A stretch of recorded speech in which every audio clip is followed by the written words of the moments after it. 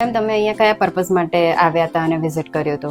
Body weight loss માટે. Weight loss માટે. એટલે તમારું વેટ છે બોડીનું ધીરે ધીરે વધતું જતું હતું એવું? હા, પહેલા પાવડર પીધા હતા મેં, એમાં ઉતરી ગયું ને પાછું વધી ગયું. પછી મને આ એડ જોઈ ઇન્સ્ટાગ્રામ પર, એમાંથી જોઈને તમને કેવું ફીલ થયું અહીંયા? સારું ફીલ થયું છે. કેટલું વેટ લોસ થયું છે તમારું? 12 થી 13 કિલો ઉતર્યું છે. 12 થી 13 કિલો. ઓકે.